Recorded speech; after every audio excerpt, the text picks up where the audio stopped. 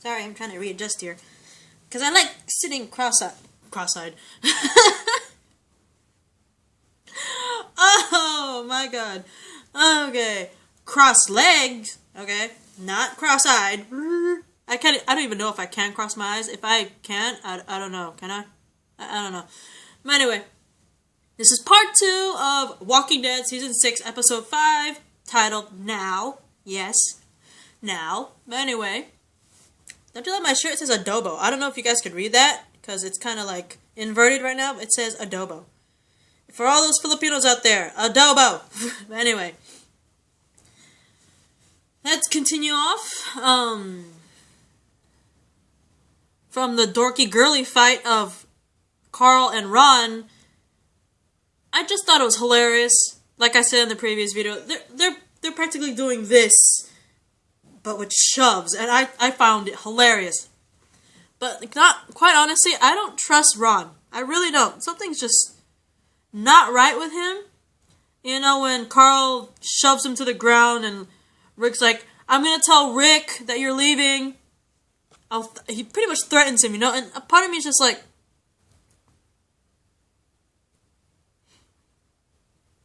I don't know. Ron just doesn't seem right in the head. Like, I know he was sheltered, but not gonna lie to you, I think maybe I literally think that Ron is starting to act like his father. It's just wrong that Ron might possibly be turning into Porch Dick right now. It's just, I don't like Ron. Basically, I just don't like Ron. But anyway, can we also get to the cute part of Tara and Denise, the little, now their doctor of Alexandria? I felt so sorry for Denise because it's true. She doesn't have that many experience and knowledge as a doctor. And I can't blame her for breaking down and all that stuff. She's operating and injured. I believe that dude's name is Scott. You know, she's operating on him. She's all struggling because she has lack of experience and knowledge as a doctor. And, you know, despite, you know, Tara reassuring her, like, you can do it, you can do it. I don't blame Denise for being so emotionally drained, because if I had lack of experience and knowledge, but you're the only one with some sort of medical thing in you, and you have all this pressure to be the doctor of Alexandria, I would be drained too. I mean, being a doctor, being in the medical field in general, I'm not in the medical field, I'm trying to be, but like, being in the medical field right now, without the apocalypse, is already stressful. I mean, I have family members who are nurses and one doctor in my family, and they're just stressed all the time. Can you imagine if being a doctor or a nurse or anything medical in an apocalypse? That's even more pressure on you to help heal anyone who's injured, or take care of people and all that stuff, or in some cases deliver babies, like Lori. And the fact that she's not really a doctor. She just has minimum knowledge of medical stuff, and she's pressured to be this doctor who's supposed to save everyone in Alexandria, and I don't blame Denise for breaking down like that. But I love the cutesy moment of friggin' Tara and Denise, where Denise straight up kisses Tara. I love that. I think it's amazingly adorable. And I just realized I mentioned that way earlier than normal, but basically later on in the episode, Tara and Denise are talking in front of a porch, where all of a sudden Denise is like, you know what? Don't know if we're gonna die? I'm gonna kiss ya. And I thought that was really adorable. I like the dynamic between the two. I really do. But I will mention why she straight up kisses Tara a little later, because that was later on in the episode. I know, I'm bad. But anyway, let's get on to Maggie. And when Maggie learns from Michonne that, you know, Glenn and Nicholas straight up disappeared, you know, she pretty much goes to the armory, gets herself all decked out in guns and weaponry and all that stuff, and pretty much goes to try to look for him. And Aaron finds out because he sees her, insists on, like, going with her, because it's like, you know, it's too dangerous for you just to be by yourself. I will go with you. And besides, I know an easy way out of the Alexandria. And also, I think Aaron's also doing that because he feels ultimately guilty. Because if you saw before, he sees Maggie, like, decking herself out with armor. Not really armor, but guns and all that stuff.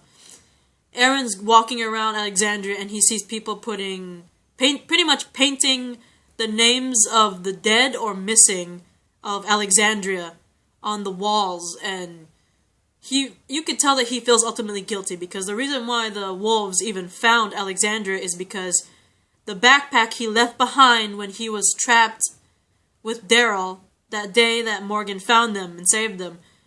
He left his bag behind. It had all the pictures that he showed Rick in the group of Alexandria, and that's how the wolves found it. And he probably just feels guilty. He doesn't want any more people, any more names on the walls. Like he said, he doesn't want to see any more names on the walls because he feels responsible for each and every one of those deaths or missing people on those walls. So he's like, I'm going with you, Maggie. And I don't blame him. If I was him, I'd totally feel responsible, even though technically him dropping the bag technically wasn't his fault. And first, how was Aaron supposed to know that someone was going to pick up that bag? But to be fair, the place that him and Daryl ended up being stuck at with the walkers inside the truck was all a trap. Obviously by the wolves. So eventually the wolves would end up back there someday and find the bag. But how was Aaron supposed to know that? And it really wasn't his fault that he dropped the bag. The only reason why, I believe the reason why he dropped the bag is because the walkers were coming at him. I'm not sure. I don't remember. You guys comment down that. I'm trying to remember why he dropped the bag. I'm not sure if the walkers came at him or something. But anyway, I don't blame Aaron for being guilty and wanting to, go with Maggie so she doesn't go alone and she doesn't, die and stuff like that. So he accompanies her and they end up sneaking out of Alexandria through an underground sewer. And, in normal times I would not go down a sewer. But it's an apocalypse, so I think a sewer would be... if I had no choice and it's an apocalypse, I would escape through a sewer. But then again, you don't know... During an apocalypse, people might have the same idea. Escape through a sewer, because, of course, no one's in the sewers. Let's go there, and then people end up dead in the sewers because they either can't get out, they get lost, can't get out, no food or water, and they die. So there could be, a couple of walkers down there from people who thought it would be safe in a sewer. But anyway, they end up in the sewer tunnel. They manage to find these walkers. After, fighting them off and everything. After fighting off a couple of walkers in the sewers, a bunch of close calls and all that stuff, they reach the exit only, to discover that the back end of the walker horde is basically right outside the exit. And because of that, Maggie, she finally admits defeat. She's like, Aaron keeps telling her, we could do it. They don't even notice us. We could escape the exit. But Maggie, she's like, we can't. That close call with the sewer walkers and everything, and then seeing the back end of the horde be right there. She admits defeat, but not only that, she actually pretty much confirmed what a lot of us were suspicious of. If you remember in the episode where they were talking about the plan, about getting all those walkers away, Glenn tells Maggie to stay with Deanna. What he said was, stay with Deanna because she needs you, because she's falling apart. But then Maggie says something very odd and strange, saying, that's not the only reason why you want me to stay. And it's like, yeah, that's not the only reason. Glenn pretty much confirms that's not the only reason why I want you to stay. And he basically... I saw it. I don't know if you guys saw it, but at that moment, he glances slightly at her stomach, so I assumed that maybe Maggie was pregnant. I'm not sure if it's... I don't remember, but I believe in the comic books, Maggie ends up pregnant. You guys could comment on the section below if I'm wrong or not. I haven't read the comics in a while, so please confirm with me if comic book Maggie was pregnant or not, because I'm trying to remember so desperately. But anyway... That episode where Glenn tells Maggie to stay behind, I had a suspicion that maybe she was pregnant. That was the main reason why Glenn wants her to stay. And Maggie pretty much confirms it in this episode by tearfully revealing to Aaron that she is pregnant. So they end up going back into Alexandria, out of the sewers and all that stuff. But anyway, let's go toward the end here. You know what? The morale of the Alexandrians just being so freaking low. Jessie goes to check on people. Particularly, she wants to check on David's widow, Betsy. If you remember David was the guy that was with Michonne and all them, and wrote a note to give. He wrote a note to his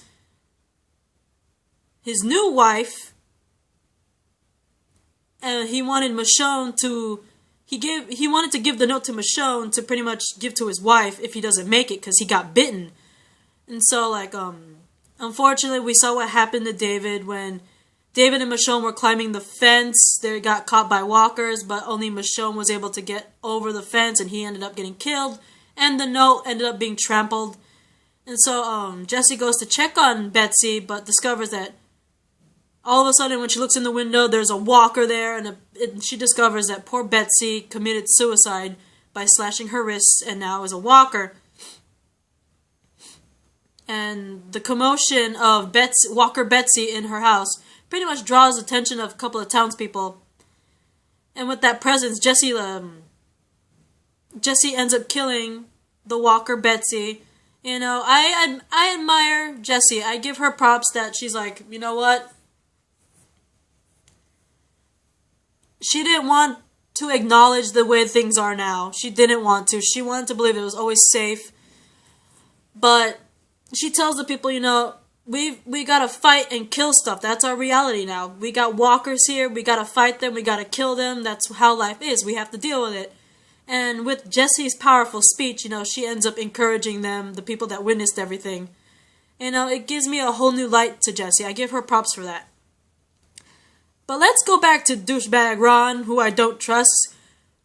Ron, who I already didn't trust in the beginning, ends up going to Rick, who he never liked in the beginning. Ron never liked Rick at all. And all of a sudden you see him go to Rick and say, hey, I'm ready to learn how to handle a gun because I need to protect my mom and my brother. That's sketch. I really think that's sketch. And I probably will make another follow-up video, probably like, a theory video about why I think Ron wants to handle a gun. I will end up doing theories later. But anyway, going back to that, I don't trust Ron. But like, seeing Maggie and Aaron erase Glenn and Nicholas's names from the memorial wall because they're like, they don't want to lose hope. They want to believe that both of them are alive, even though they don't know what happened to Nicholas. They don't know that Nicholas shot himself in the head. They don't know what happened to Glenn. We don't know what happened to Glenn. But they want to erase the names from the memorial wall because they want to believe they're alive. They don't want to lose hope, which is a total Beth thing, which I love. And then Aaron, I thought was cute, having that cute moment with Maggie where he's suggesting baby names to Maggie, which I thought was so funny. He's like, why don't you name the new baby after me if it's a boy? Which I thought was funny as hell. I love that. And then, and this is going to the kiss that I mentioned with Tara and Denise. Denise manages to read through some medical journals, and she manages to save Scott's wound and, like, you know, save him, you know? And because of that, she was successful, she was happy, and she finds Tara on the porch and just straight up kisses her. This is that's the reason why for the kiss, anyway. And, let's see, we see Rick and Deanna talking about recent events. Pretty much after she ends up getting attacked by a walker. And it turns out that walker is actually one of the wolves that, I believe Carol shot this guy. He was a wolf and Carol shot him and he was all limping away. But I guess with his wound, he ended up hiding somewhere. And he ended up dying from the shot that Carol gave him. And turned into a walker, but he ends up attacking Deanna when she's returning the groceries that her son stole. And Rick saves her, and they end up talking, and Deanna's like, she's not fit to lead the town, and makes Rick the new leader, and he agrees to that, which I was like, oh, wow. So Deanna passes the torch to Rick. Wow. And the one thing that I saw it happening sooner or later, but I didn't want to really say much about it. We all saw this coming, but come on. He visits Jessie in her garage, and they kiss for the first time. We saw this coming. That's why I'm not going to go into it. And Deanna, I don't know what, I think she's kind of breaking down because she's going around and she stops in front of the gates and she pretty much stares at them with a glare. And then she straight up friggin' hits the wall and all that. She's like, yeah, and all that. I don't know what's up with that, but I'm running out of time. But I will mention later, about what was... She didn't notice that small trickle of blood throwing through the crack of the wall. I will get to that. I'm running out of time. I'll see you in the next video. Bye, guys!